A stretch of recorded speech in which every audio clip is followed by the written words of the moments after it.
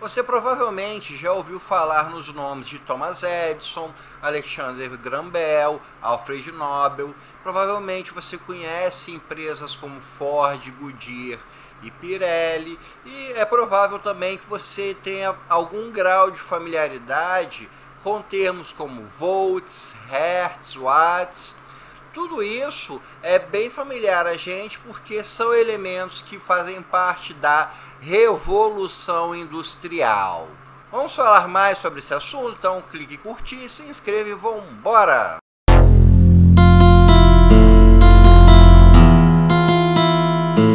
A Revolução Industrial foi um processo principalmente de desenvolvimento tecnológico junto a outros fatores de nível econômico, político e sociais que modificaram basicamente o funcionamento de quase todas as sociedades do planeta.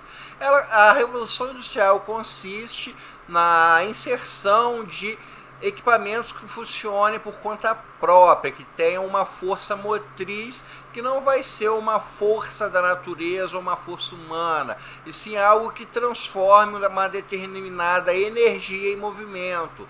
Por exemplo, a máquina a vapor fazia com que o vapor movimentasse um pistão e o pistão realizasse alguma tarefa. A energia elétrica faz com que algum tipo de aparelho funcione. O motor a combustão faz com que um automóvel se movimente. Então, isso é o que a Revolução Industrial introduziu. Métodos produtivos automatizados que levaram o grau de produção a um nível muito mais alto daquilo que a humanidade já tinha feito.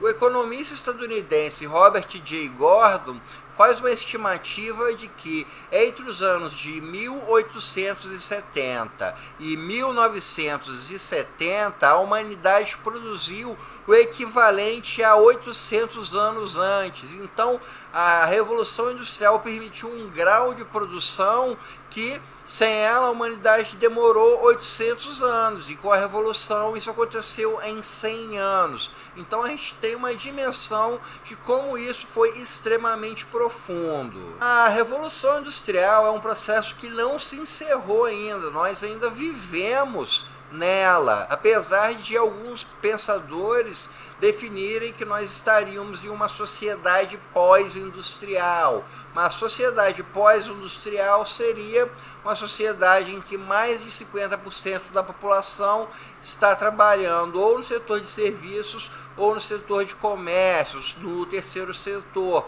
Mas isso não invalida a indústria como parte da economia, principalmente porque o grande nível de automatização também faz com que a quantidade de trabalhadores diminua. Então existe uma divisão de etapas na Revolução Industrial, que são 3. A primeira começa ali na metade para o final do século XVIII, e é quando a gente começa a ter as primeiras máquinas automatizadas, em especial movidas pelo vapor. Então, nessa primeira etapa, a gente começa a ter justamente uma grande mudança social que é movida pelas máquinas a vapor. É quando as sociedades começam a se tornar cada vez mais urbanas, a população dos campos começa a ir para as cidades, então você tem um choque geográfico muito grande, e isso muda o painel, a configuração das cidades. Já a segunda Revolução Industrial ocorreria por volta de 1870, 1880, que seria o modelo da produção em massa. E é aqui que nomes como Henry Ford, como Fayol, como Taylor se tornam muito relevantes, porque eles começam a pensar o procedimento produtivo de forma que seja mais eficaz, que você tenha a redução de custos, que o produto seja de melhor qualidade. Então você tem essa segunda fase, que é a fase da produção em massa. Aqui é quando surge a ciência da administração, que vai justamente pensar a parte administrativa das empresas, visando uma maior eficiência para que as empresas se tornassem mais lucrativas. Já a terceira etapa da Revolução Industrial é aquela em que nós estamos vivendo, que é a da sociedade da informação. A economia é muito movida pela informação, pelas tecnologias da informação. Basta a gente pensar em gigantes da área, como por exemplo a Apple, a Microsoft, a Netflix e muitas outras empresas de grande porte que são justamente da área de sistemas de informação. Então, assim a gente tem uma cronologia de um processo iniciado no século XVIII, mas que ainda não se encerrou, nós ainda estamos dentro desse processo. O principal motor para a Revolução Industrial é o desenvolvimento científico. Assim como a máquina a vapor veio a ser criada ali no século XVIII, durante o século XIX, todo mundo viu grandes passos sendo dados em diversas áreas das ciências. Na parte produtiva, a gente tem todo esse uso de motor a vapor, depois o uso da eletricidade, o uso do motor a combustão. A parte de comunicação também teve um grande salto com a invenção do telégrafo, com a invenção do telefone, com a invenção da transmissão via rádio. Todas essas são criações do século XIX. A parte de transporte também teve um grande salto, como pela invenção do automóvel, que é movida pelo motor a combustão. Você teve também um grande crescimento em áreas adjacentes, como eu citei no começo, empresas como a Goodyear e a Pirelli.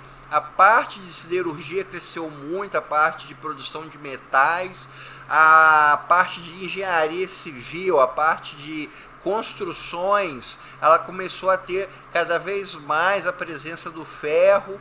Uma característica forte da Revolução Industrial é que o ferro se torna um dos principais elementos da cadeia produtiva de diversos produtos. Houve saltos na área de química, na área de biologia. Por exemplo, o pensamento do Darwin é um pensamento do século XIX. A indústria química teve vários avanços, a indústria farmacêutica teve vários avanços. Então, o século XIX é um século em que o desenvolvimento científico foi gigantesco, e isso tudo ajudou a empurrar, a formular essa Revolução Industrial.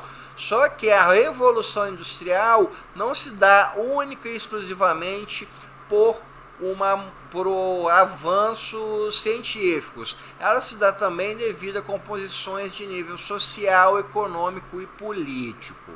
A gente pensar a transição de uma sociedade que seria rural para uma sociedade industrial não ocorre apenas pelo desenvolvimento tecnológico. Você tem fatores econômicos que estão introduzidos dentro dessa equação. Para que indústrias possam surgir, é importante que você tenha o capital, que você tenha alguma forma de custear, de financiar esse investimento.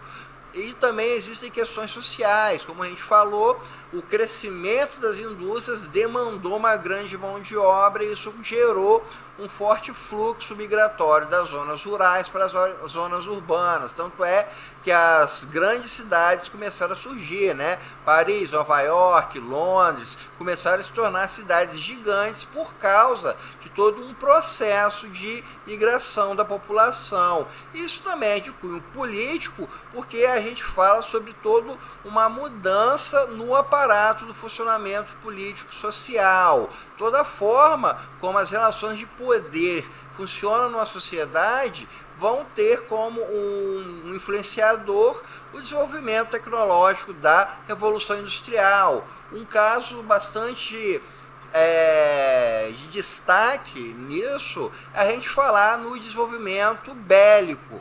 Na Revolução Industrial no século XIX, começaram a surgir uma grande gama de novos equipamentos, como por exemplo tanques de guerra, lança-chamas, armas químicas,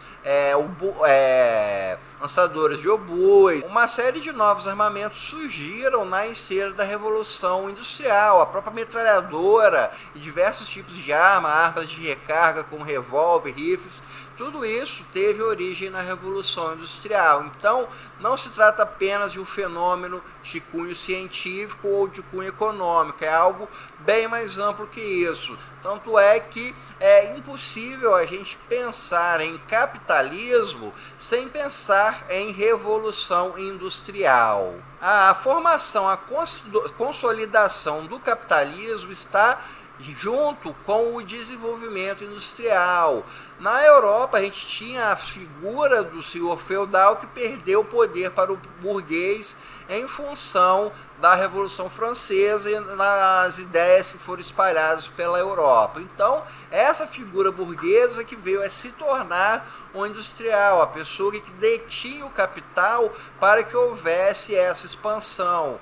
Isso é melhor visualizado quando a gente observa alguns países que tiveram alguma outra forma de desenvolvimento. É o caso, por exemplo, dos Estados Unidos, que teve um forte crescimento na sua base industrial no século XIX, com grandes nomes da área empresarial, como Andrew Carnegie e muitos outros, que justamente investiram na área de petróleo, na área de siderurgia, na área de geração de energia elétrica, de criação de equipamentos. Da mesma forma, a gente tem isso também, por exemplo, no Japão, onde houve um forte desenvolvimento industrial a partir do final do século XIX. A Revolução Industrial no Japão justamente causou uma forte mudança na estrutura do país, porque o Japão tinha uma característica muito feudal e a partir desse período, em especial com a restauração Meiji, ocorre uma mudança bem brusca na sociedade japonesa,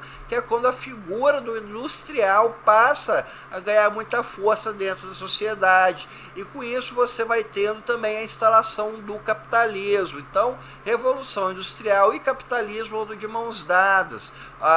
Todo esse grau de produção, todo esse grau de produzir em grandes escalas, justamente foi gerando níveis cada vez mais altos de capital. Então, essa produção, ela impulsionou esse fenômeno econômico e político que nós conhecemos como capitalismo.